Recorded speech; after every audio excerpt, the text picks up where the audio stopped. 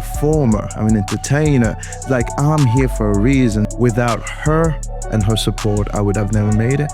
But like every brand, there's something that sets you apart. Weddings and events are often remembered for how they look. But just as important, and Kate mentioned this as well, for how they feel. Behind that feeling, there are people shaping the atmosphere in real time. Today, I am so happy to welcome the man, the legend, Mr. Joe Petit. Thank you, thank you. Legend, I'm not too sure, but thank you for having me here, Jess. I think everyone here agrees legend is a great word. Then I appreciate it. Joe, you've built a whole reputation and this incredible band. I mean, I don't know how many hours your day has and how many days a week you and Kelly have, because you seem to be doing everything. Well, there's not enough time in the day or hours and all of that. You know, people who know me for one reason: workaholic. I never stop. I don't stop. And when I stop, I feel sick because I have that since I was very young. Like, it was always the goal. Like, you know, I come from Mauritius. So we were working as entertainers. I was working as an entertainer in hotels. And the days that I'm off, I will call somebody and say, like, can you pick me up?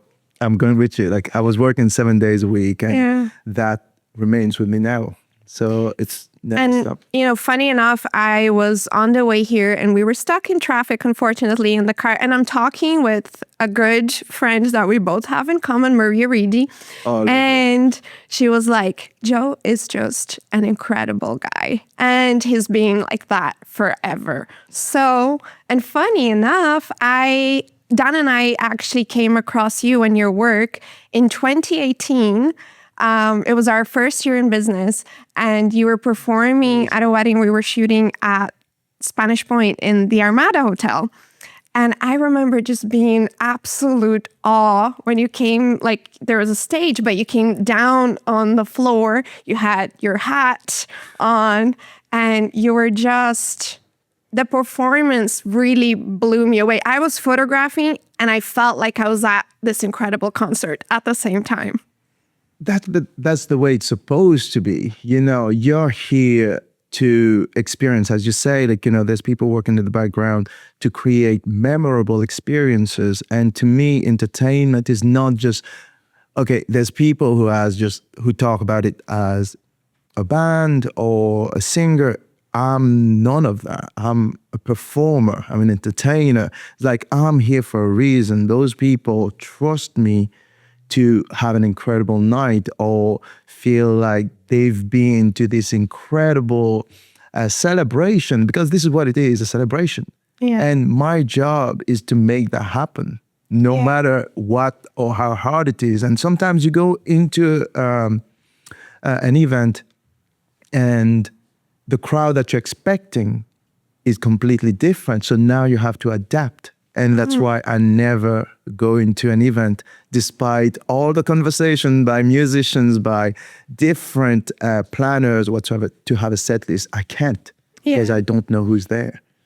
That's incredible. And actually incredible advice as well. It must make your job a little bit harder, because you're reading the room constantly and how that's changing. I'm reading the room as we go along, you know, so I'm literally, we are equipped that I'm able to communicate with the musician. We have little signs and all of that they know exactly what's going on. So it's like all eyes on me when it comes to the band, you know, so they know exactly where I want to go and how I want to shift. And if I want to, it's you almost like controlling the crowd. And like, I know you're not performing for us photographers and videographers, but you make our job so much easier. So much easier, because not only aesthetically are you and the team always looking I mean, the ladies, they just look absolutely incredible. But you also have this incredible setup that is kept so neat, so great. Like, I'm never photoshopping cables out. I never Photoshop bright orange bottles of Lucozade. Please stop doing that. Yeah. It looks terrible. but also, because you're able to read the room, and if you need to change songs because you feel like the energy is, calling for it, you do it so seamlessly, and then we're able to photograph so much and get so much content. And I'm like, man, this guy has given me so much. I don't know what else to shoot. But okay, my idea of a celebration or an event, it's everybody working together. And you would have noticed that I do a couple of songs before the first dance. Yeah. First of all, it's to loosen the crowd, yes. But it's the moment of photography as well, because I know a lot of photographers. And it's actually thinking not only about the band, not only about the client, not only about the guests, but also the people who are here. One thing I've learned early stage in hospitality, because I've done so much, I haven't only sang, I've done photography, I've done videography, I've done event planning. So I've been in the wedding industry since I was 14. Wow. That's 32 years ago. So that's how long I've been in the wedding industry. Yeah. You know what I mean? And 30 of those has been music, but I've done photography with my father, who was a photographer and videographer, for 10 years as well in that course. So one thing I've learned... Sorry, but those Mauritian genes are they're really working. You have to work. It's like you're in a situation now that you have to make a living. Yeah. You know what I mean? And you just learn everything you can the best way possible. Yeah. And where I was going with this is like, when we were working in hospitality, one thing they teach you is it doesn't matter which sector you are, whether you're into music, kitchen, your chef, your room service, when it comes to having to put hands-on work, you're in everybody's team. So all the team come together. And that's why when I go to an event, I talk to the photographer, telling them what we're going to do. And that little segment before the first dance is like, I know they're going to get the shot that they need before they leave. Yeah. Because sometimes after the first dance, they have to go. So I kind of do it a little bit. I like how you said that, you've learned this from the hospitality section. And I wish more people in the event industry understood this, that we can make each other's job easier. Or a lot 100%. harder. 100%. And it's so much better when we make each other's job easier, because the day is long enough. It doesn't need to feel harder. Yeah, I feel there's such a disconnection, and I'm not saying that about everybody, but there is such a disconnection. It's like, no, I'm here for this, you are here for this. I'm not gonna step in a way that I'm not gonna do your job. Yeah, and the sad thing is, if we learn to collaborate, and I know that there's people in the industry who does this so well, and we're so thankful to work with them all the time. Absolutely. But if everyone realizes that by being work and collaborating, we make each other's work even better. Yeah. Because you might know something that I don't. Absolutely. You understand how that light will look because, you know it. You know how your musicians will, be set up to perform in a way that the photos and the video will look better. Absolutely, because I feel like this is where it's a bit dismantled, because we are all here to make the day incredible. We're all here for the same purpose. Yeah. But at the same time, you have to chase a few people to be like, yeah, but if you help me with this, you know what I mean, it make it better, and I can help you with that in return. Like, it should be an ensemble, but not everybody think that way. And that, as you say, it make it harder. Yeah, 100%.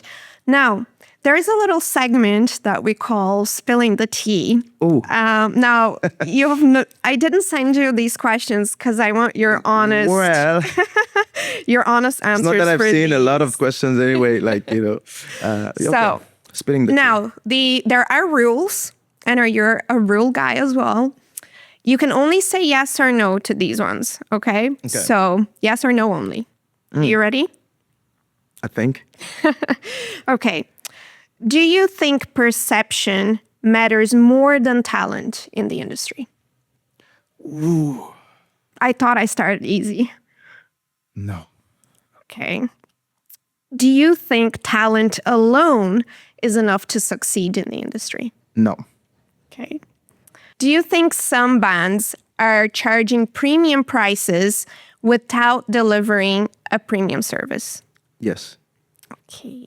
Now, I have a bonus question because I was like, okay, Joe's going to go for it. Now, I now see that this bonus question doesn't matter because the question was, does the hat ever come off? It's off. It does. It does. Like, I've had funny stories where people coming around the stage area where I had my hat off and asking me where Joe is. Wow.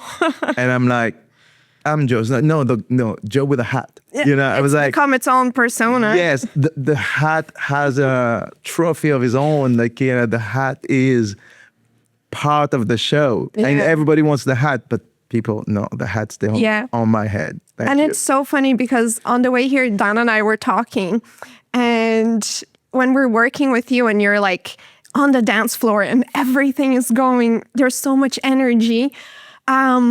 Some people want to take the hat. They want to put the hat on. And I can see how you keep singing so well and you're just moving, doing the dodge, and nobody touches the hat. The hat doesn't come off. No, because it is a part of this stage guy, that Joe. You know, so there's Joe as me, and then there's the Joe who's the performer, who's the coolest dude in the room, and all of that. So when people are trying to, it'll be the same as me trying to take somebody's camera, anything, you know, clothes or whatever they have. Yes. It just part of my dressing, of course, you know, of my attire, what I'm wearing. I just find it incredible how you're able to keep it going and the smile and everything while keeping the hat on. You have to go with the moment. It's been happening for so long that you actually have to make it a part of the show. Yeah. It's actually weird when people try not to take your hat off. Probably they've been told before, but no, it does. Like, I'm sure there's some photographers and videographers there because that's happened to us as well, where they try and grab the camera as well, and I'm just like, the same way you're smiling and you're kind of moving and you're like, you know, but nobody. Exactly, like, you know, but some people try to, after a few drinks, get too close for comfort. Yeah. You know, it's like you're doing the show, you're in the end. And obviously, I've created a character that now cannot be undone. Yes. That's what people expect. Yeah. The guy goes into the crowd and get everybody excited and create this atmosphere that not just a guy, but the really well-dressed guy. Well, it's part of the show. I mean, we have to talk about your wardrobe at some point. I would invite you to see it. But, no, I have so many. I think, to me personally, who you present on the night represent everything about you. Of course. I mean, it's not just you, it's our whole brand. The whole brand, and that's what it is. Yeah. It's like there's a brand going, like, you know, for a while when we started, we're a band. Yeah. You know, trying to navigate through everything to get to that position where you are. I was always about the brand. Yeah. I always say that to my course. musicians. It's not only about the band, it's about the brand. Yeah. But like every brand, there's something that sets you apart, that's what make you a brand. It's what they call, I think, the red lipstick theory. Absolutely. You have to have something that people instantly recognizes about you and then connects you to the brand, which is bittersweet because it's a brand that's taken you decades to build. Exactly. And a lot of hard work. A lot of thought, a lot of hard work, a lot of, it doesn't only start, it doesn't only stop at what you see. Yeah. It's actually start with what's in the mind of, like, okay, how do I get from this point to this next point? Yeah. And then when you get here, you're like, okay, cool, there's another level. Yeah. You know, it's like a game, you know, every time you start to the next level, but at the bottom, until you figure out what it is. Yeah. Really, And I like how you're touching on that because my last question, and for this one, you can elaborate. What does success mean to you today? Wow. well, success is that one thing that I think you're constantly chasing. It doesn't stop. So it's exactly what I just, as I was explaining there about the game, you get to the next level, but you start at the bottom. But when you get to that level, you get to the top of one level, you think you reach success until you open that other door and realize there's another whole world that Yeah. you have to go through, and then you get to the next one and that continues on. So I feel like success is just a way to determine what you've achieved, where you've reached, and where you want to go. Yeah. And that cycle doesn't stop. So success is just a continuous thing that you need to, it's more like progress. It's like progress. Yeah. Like my vision of success is progress. Yeah. Have you progress from one point to another? Yes. And I think that's one way that we look at it as well from a business perspective. Absolutely. Is where every year we're always looking at the year that just ended.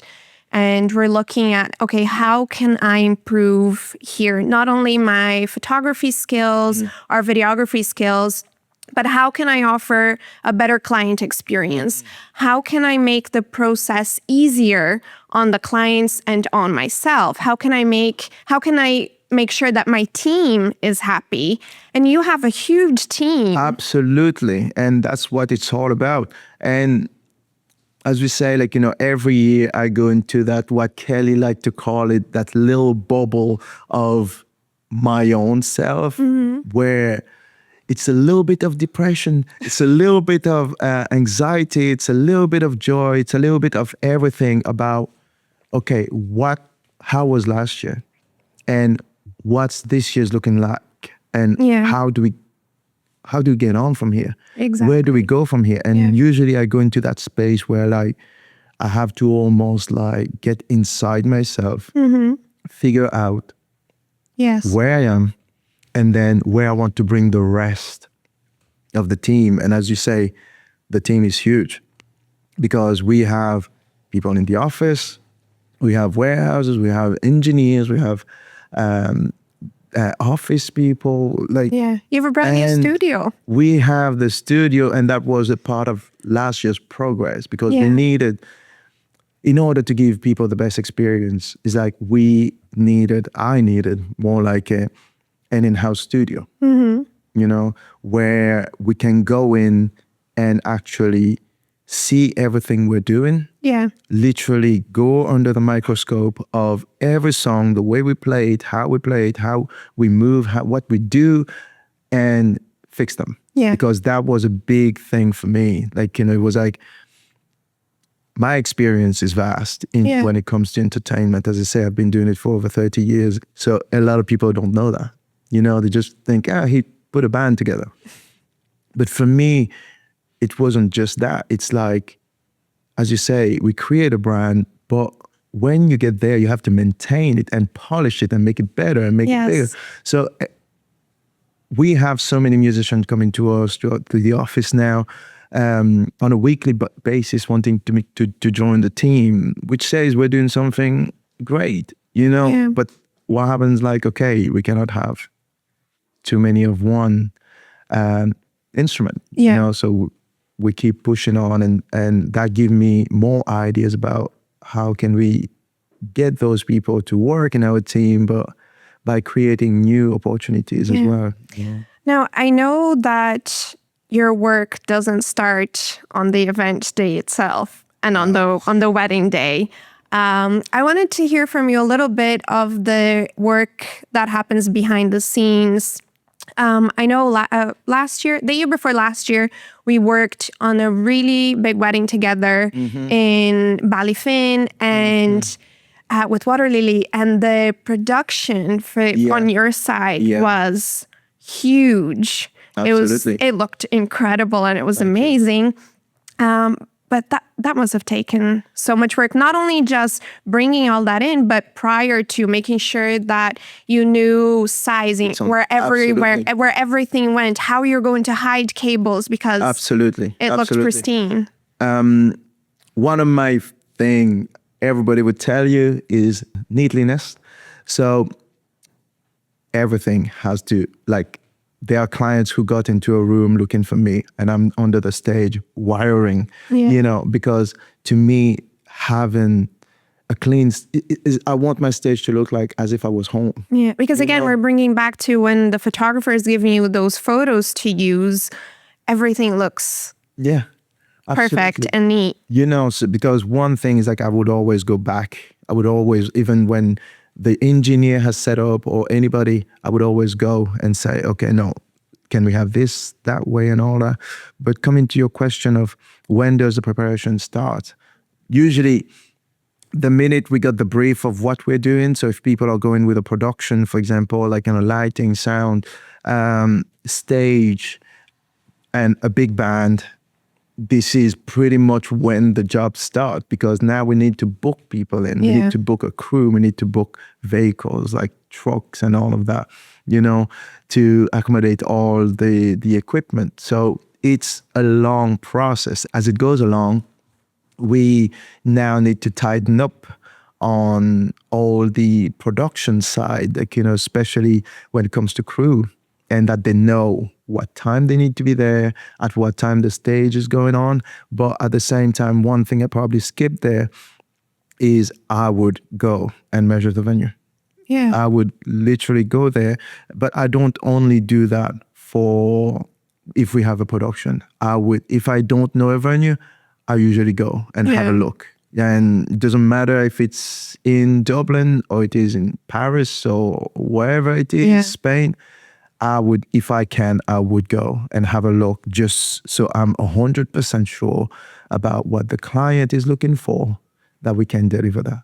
Yeah. You know? Now, before the camera started rolling, we were talking about an event that you're really excited about shooting in Switzerland. And how, I mean, by everything that you're saying, it seems like it's a lot of work, even, doing an event here in Ireland, which is your home. How about doing all of that abroad? This is a different kind of fish altogether. So, okay, we have the event at home, but when the event is abroad, which we kind of get quite often, it's months of preparations, because you have to get all the equipment, all the instrument sorted there, because it costs you about the same price or even more to bring it from Dublin to that location abroad. So all of this need to be coordinated. And usually what happens is, like, most of the client abroad would trust me to do the foundation of the event of the evening. That means, like, the structure, what size is the stage, what height, and I take on all of this. So I have to coordinate with a team abroad now. Yeah. So you kind of make the connections and you get all the instruments, know what time they're being delivered and know what time they're getting picked up the next day, because usually they have to go at a certain time in the morning. So all of that now become your job. Making sure the team has visas. And absolutely, you check all, like, that the whole team has their visas and their passport. They can definitely, months in advance, will send an email making sure, like, everybody check that their passport is up to date. And dress, like the guy's costume, because usually when we're abroad, like, there's usually a change of costume as well. So that alone, like, the suitcases that need to go with it. And obviously 90% of our event abroad is a show. It's not just the band going in and performing. It's like those clients want a show, a bespoke show. And that's what we say to clients here in Ireland, but they find it hard to visualize. We've done shows abroad, like, with about 32 musicians traveling. Wow.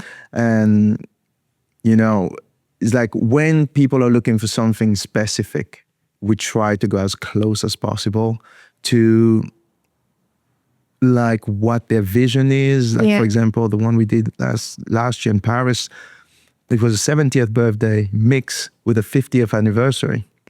So we wanted to bring them back in time.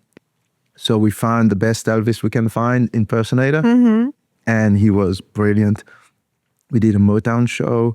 We did French songs, and Wow. it's all a whole kind of team coming together to deliver that one experience. And that's what my expertise is in. Try to get those, like, I love building shows, and that's where I started. Yeah. Like, my first ever events were shows. Yeah. Now, you've become this recognizable brand, with huge success. What would you say are some of the things that you attribute that success to? What did you do that you can be like, okay, like I can trace back and know that by doing this, it's gotten me to that next level that you were talking about? Like, first thing, without question, is my wife. Has to be. Without her and her support, I would have never made it, because there's so much understanding behind what I did. I was in boy bands. I was traveling. I was in a band in Munich before I formed the Dream Band, where I wasn't present. I wasn't there. I wasn't here, like, with her, you know what I mean? Yeah. So it's like I'm gone. And yes, the experience that I've got from those, I would never change, because that's what made me the person I am now. And the knowledge that I've gained from those events, and from good and bad experience of doing so many events abroad, So the good part is, like, you learn so much. It's like I've done events that are probably a once in a lifetime kind of event, 5,000 people in a theater, and you're performing for royalties and high-end people, like very, very elegant and extremely lavish, like events that I probably wouldn't have had a chance to do otherwise, But everything has to be about how Kelly responded and supported me along the way. Yeah. And that Dan, are you is- taking notes? But cheers, work together. Whenever people ask what you attribute your success to, you can take notes from Joe. No. No, but it's true. It's true. Like, Right. So what you're saying is everybody listening, they need a Kelly. they need somebody who understands them, who want them to get to places where they want to be, but if it is in a positive way. Yeah. You know what I mean? You need support. 100%. Yeah. And also somebody who understands. Like, I don't think I would have pushed as hard as I did if she was like, I don't know why you're doing this or whatsoever. Yeah. You know what I mean? Now, if we have bands or musicians who are listening to us and they want to bring their business to that next level, what are some tips you can give them, Joe? I can write a book about that. But, especially in the entertainment business. Like, as I say, I've done a bit of everything, and I can observe from a distance what's happening in the room at different level, in different sector of that event. But when it comes to entertainment, this is where I'm very kind of strict in the planning and all of that. Mm-hmm. So this is something that I have to kind of thank my team as well, that they actually understood. But it's discipline. It's discipline. Like, as you say, there's not a cable in sight. It's just because that's a discipline by itself. And you have to keep honing it in until the team gets it. Absolutely. So it took a while to kind of plant the seed and cultivate it about... So that they're also proud of what the stage looks like, how they're dressed. And that's exactly. Because, like, I've been told before, like, why am I supposed to wear this? I don't want to look like a clown. I was like, you're not, like, your perception of a clown is if a client dressed as well as you do, that would be awesome. You know? But it was a job to kind of by itself to kind of get people to understand. No, there's a certain level, there's a certain discipline that goes into creating a brand, you know what I mean? And as you said earlier on, and that's what make it recognizable. From a distance, somebody see the sea and no channel, you know what I mean? And that's what you want to follow, you know? And there's a discipline in my routine before and after an event, you know what I mean? It's like, I don't just hop on an event and do it. Like I have to run. Otherwise I don't make it. I'm laughing because on the way here, Diane was like, I asked him, I said, is there something you want to know from Joe? And he's like, can you ask him about his routine? Yeah. Because he imagines you like Rocky. The movie Rocky. It is. And he's trying to get his life back in shape, and he goes running up that hill and he's boxing. And because he's like, have you ever tried offering Joe a glass of Coca-Cola? He will say no every time. Like, and this is the thing, like, you know, I'm not the most strict when it comes to my diet, because otherwise, if I'm as strict as I should be, I would eat. And I was for a long time. I was for about 15 years in the industry. I would never take anything that's colder than 10 degrees, like, you know, so I would never take ice. I would never, and I still don't drink alcohol. I would never drink coffee. I haven't taken coffee for 20 years of my life. And as you can see, he's having tea every day, ginger tea. And then is the physical aspect. As you've seen, my performance is not exactly tranquil. It's a workout in itself. It's a workout. And I was so sick and tired at one point. I mean, physically sick, physically tired at one point. And I went to check myself. I went to check my blood. I was like, I don't know, there's something wrong there.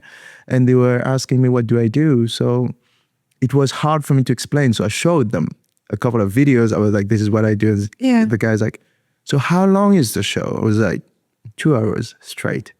You're like, this is like running a marathon 4 times a week. And you're asking me why you're in that shape. It's like, you're just tired. But the thing is that, as I say, this is something I created, and I cannot now back out. And I remember being severely sick, losing members of my family hours before I'm supposed to hit the road for an event. And you have to give that same level of energy, the same commitment. And this is tough. where, as I said, the discipline shines. You know what I It's mean? something that, you know, guests would never know. And they that you never had just know. gone through that. Like, there was only one time that I was so sick. I was really, really ill, like, you know, and I had to call. It was around COVID time. You know what I mean? But I didn't get COVID, but it was something as bad. Yeah. And I rang a client and say, like, you know, so it was when we were coming out and all the event was happening. I was like, I'm really sick. I can barely stand up. Like, I'll send you a taxi if I have to. I just want you there. Yeah. You know what I mean? It was like, you are the reason why we wanted that celebration. So I went. So I got lift to bring to the stage, like, you know, and after that, picked up, you know, back into the van, and but the thing is that the performance, nobody knew. Yeah. The Isn't it performance crazy was as sometimes, electric. though, what we will do and what we go through for our clients, for our couples. I know Dan and I'm sure everybody works in the industry, has worked when they're grieving. Absolutely. Has worked when, you know, there's somebody they really love on their deathbed. Yeah. And sickness. I've personally worked through 2 food poisonings, which is probably why I became a vegetarian. I will not go near chicken. But like, the couple were never the wiser. Yeah. You know, you'll show up and you'll give it your all. And absolutely. And one thing that, like, you know, probably people don't know apart from my closest team is, like, I usually don't eat for the day before performing. It's rare. It's like I have to be at a point where I need food, like, you know, but Yeah. usually it's like I've had Kelly wrapping sandwiches for me and all of that to that point because they know I won't eat for the day and give that performance, you know. And if you haven't seen the performance, you have to have a look because the thing is that that's people don't understand. They're like, he's a singer, what is he talking about? But as you say, it's the energy because it's not only physical. As a singer, the energy that you need to give is from the inside, the internal body. So you're pulling all your muscle from the internal body and now also in the external, you know what I mean? Which is like, you know, your physical muscles. Yeah. But also like any creative job, anyone in a creative industry, you're working with your emotions as well. And it's draining. And like when you're giving so much and, you know, anyone who's gotten to a stage to be working the kinds of events that you're working has given over 100%. Oh, you have to. And then, which is great that you have Kelly as well, because, and your family and your friends and the things that you enjoy doing, your team, because you need to find another place to fill yourself up again. Because if you're constantly giving over 100%, it comes to a point that if you're not filling yourself up again, it'll go empty. Exactly, because the first thing, like one of the first thing that I would say, especially in what the field we're doing, like, you know, and especially in terms of entertainment, you have to love it because the burnout sometimes is so severe that you don't want to do it again. Yeah. You know? And as I say, for me, it's the love of that. It's also it's also some kind of a cure for me. You know what I mean? It's always been very much about the entertainment, the music, and all of that. But music has been such an important part of my life growing up, even that I almost like adopted that as escape. Yeah. So when I'm performing, people have asked me, are you under a spell like before? Like, you know, when you perform, it's like, because you're just gone into exactly. So this is by default now, because music has always been that place where I escaped to, and singing became that kind of a cure, that it got to a place where actually I embody whoever I'm performing. You know, so that is. No, nobody gets to where you are without making a few mistakes. Can you give us examples of maybe things that, you know, you wish you knew when you had started, so that it would get you to where you are today faster than it did? That's an interesting question, because would I want to get to where I am now faster? I don't think. I think that journey, the transition between knowing where you're going, it's all part of that learning curve. And as you say, the mistakes along the way is what made you who you are, really. You know what I mean? It's like the fall and get up. How do you get back up?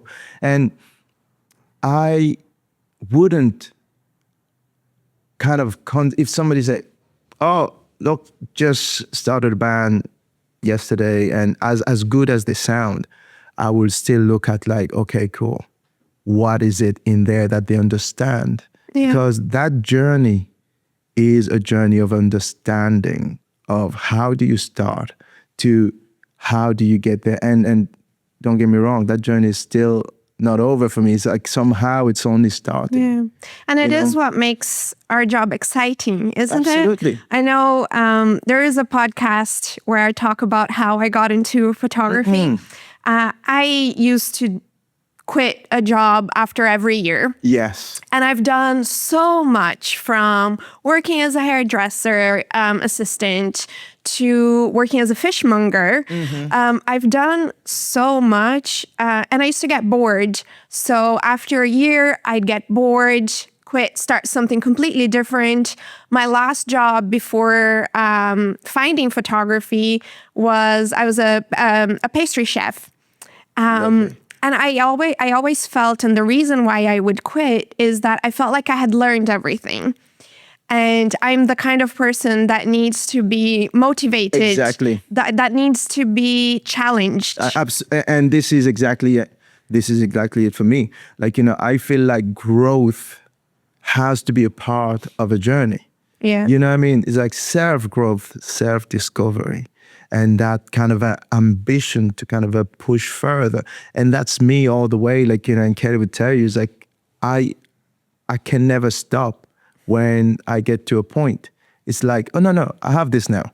So what's the next from here? Yeah. You know what I mean? So it's always that growth. And as you say, like, you get to, I've as I say, like myself, I've done a couple of jobs in between as well, trying to find what really resonate with me. I even thought at one point to go back into photography. Like, I was like, people leave you alone. And this is what I thought anyway, but it wasn't the case at all. But then again, I find myself into almost like relapse into music was calling me again, and this is where I was like, no, this is it for me. So now I just have to make that work. Yeah. And what do you think people should know about serving clients at the level that you're serving? In high-end clients, luxury clients, a lot of clients that you're signing NDAs for. What can you tell people that you're like, okay, I wish I had known this before about this particular side of the industry? Okay. In that side, like, there's plenty of things that we can mention here, but definitely one thing that I wish I knew beforehand is how much to give, not to give it all. Like, an example that I can give you, like, for you to understand is like, sometimes what happens, like, you think you're helping. It could be musician or client or planners, but you're given more than, like, you think it's a good thing. Yeah. You know what I mean? It's like, no, I'll give more. But what happened is, like, then that become a weapon to start using you to their benefit. 100%. And I love the example that you gave, because it's something that I wish I had known as well. And that it took me, talking with planners, investing in education to understand. Saying that as well, but I feel like collaboration and communication is the key, which as well sometimes we get drowned in, So, for example, very recently we did a wedding where the communication didn't pass. So even like one perception of people is just like, it's just about it. It is not. Yeah. It should be a part of the team to make that event exceptional. So what happens, like, we're left in the dark when it comes to timing, when it comes to what's happening. Just say, we're going to do the first dance and then we're going to go for sparklers or firework or cake or any of this. This is something I need to know so that I'm preparing as well. Yes. Like, so it's not just sprung on you out of nowhere. So usually that happened 10 minutes before we got on stage. And this is a lot of, I know there's other entertainers out there that doesn't mean anything to them. But to me, this is gold information. Yeah. This is information that I need to know so I can prepare. I know what to say. And I have a plan of, okay, we know how many guests there is. We know now, like I always go and have a look at the room. I know the average young and old. Yeah. So those elements, even though for some people it's meaningless, to me, this is like, I wish I could prepare something to get everybody almost like excited for that moment. You know, I could actually have told, like, you know, when we're starting, ladies and gentlemen, we're going to have, like, you know, this is the order. So like, that you when know, people are on the dance floor, we're not breaking the atmosphere by, you know, pulling people out right when you want them there because the song is calling for it. Pretty much. Because one thing that a lot of people miss is like letting the guests know what's happening. For example, I always do, ladies and gentlemen, we're going to do this. We're going to have some speech. We're going to have all. So this is key information. Now, nobody, like I've been to wedding where guests are like, what's happening now? What's going on now? Why is everybody here? They have no idea. Yeah. And if I have the information in advance, I can prepare to be like, okay, cool. At that point, I'm going to tell them, we're going to do this. We're going to do the first dance. We're going to do the cake. And then we're going to start the party. So in your own words, this is, you know, something that you wish planners and clients understood from your side because it makes the whole experience a lot better. Absolutely. So that would tell you in some cases, for example, I've been performing sometimes and somebody now from the audience or from the bridal party or from the venue would be, can I use your mic now? And I don't understand why. And you're not getting my mic for what? You know, so it's, you know, because people, as you say, grab the hat and grab the mic. And I was like, okay, I know they're from, but why do you have my, what's happening? Is it an emergency? And I always ask first, because I don't want any wrong messages to be told, like, you know, no, he gave him the mic, you know. So the more we know, the better the function is. I know now that there's a mic prepared, you know, we'll talk to the sound engineer, I have a mic prepared. Or if I knew before, I'll bring an extra mic and have it there ready for whatever the occasion is or whatever. This is great information because like what we were saying, if we all approach this from a collaborative perspective, the experience to the client can only, you know, be better. And us as well, all working as a team. I feel like we could talk for hours, Joe, but Dan is over there going, it's time. Before I let you go though, where do you see yourself in 5 years? Ooh. Well, I'd say well and alive first, you know.